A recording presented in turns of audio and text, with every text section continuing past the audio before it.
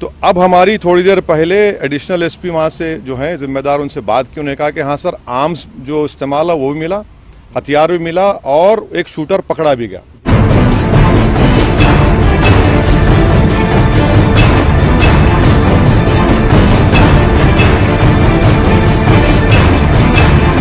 यात्रा हो गई, हमने मीडिया अड्डा से, आपके जिम्मेदार थे, बात की और फिर वहाँ से हम किठौर गए।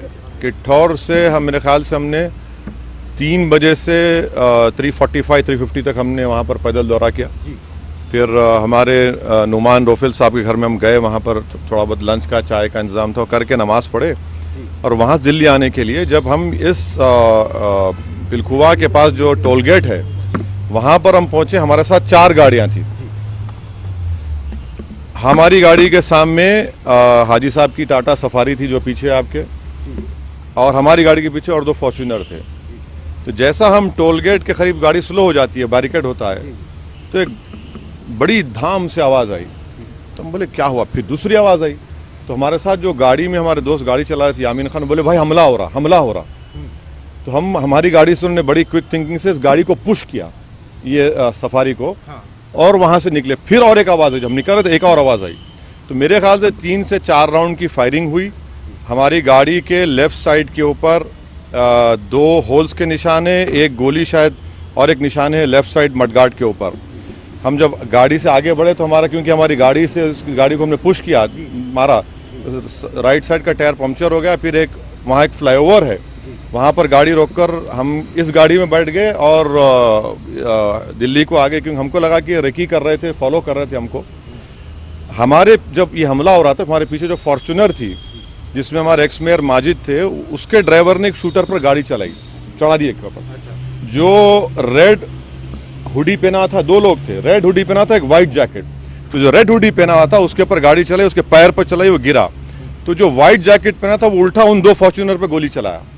तो अब हमारी थोड़ी देर पहले एडिशनल एसपी वहाँ से जो हैं जिम्मेदार, उनसे बात की। उन्होंने कहा कि हाँ सर, आर्म्स जो इस्तेमाल है वो भी मिला, हथियार भी मिला और एक शूटर पकड़ा भी गया। तो हमारी इलेक्शन कमीशन ऑफ इंडिया से ये गुजारिश है कि इसकी इंडिपेंडेंट जांच करवाई जाए, और ये कौन है लोग, किसका दिमाग है इसके पीछे, और आखिर क्यों ये हमला हुआ, किसने ये कॉन्स्पिरेसी की, ये जानना बेहद ज़रूरी है। सुनिए, और हम स्टेट गवर्नमेंट और मोदी गवर्नमेंट दोनों से ये कह रहे हैं कि ये इनकी जिम्मेदारी है कि वो इंडिपेंडेंट जांच करवाएं, और इसके पीछे दिमाग किसका है। आखिर ऐसे कैसे हो सकता है कि टोल गेट के ऊपर ये लोग 4-4 राउंड फायरिंग एक सिटिंग एमपी के ऊपर करते हैं।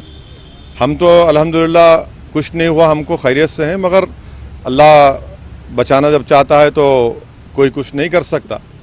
मगर आज ये हुआ है। अभी देखिए, हम तो क्या उम्मीद करते हैं कि आपको क्या लगता है कौन हो सकते हैं आखिर? नहीं, मुझे देखिए हमको कई बार लोग धमकी देते हैं, कई बार बहुत सी बातें करते हैं। प्रयागराज में जो धर्म संसद हुआ वहाँ पर भी हम पर काफ़ी गालियाँ दी गई, और फिर हमारे घर पर अभी हम कई मरतबा हमला हुआ।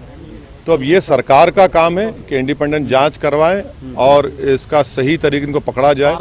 पार्लियामेंट अभी चल रहा है, पार्लियामेंट में भी ये क्वेश्चन उठाना चाहेंगे आप, बात करना चाहेंगे? ज़रूर, पार्लियामेंट है, स्पीकर साहब से मिलेंगे, स्पीकर साहब से बात करेंगे।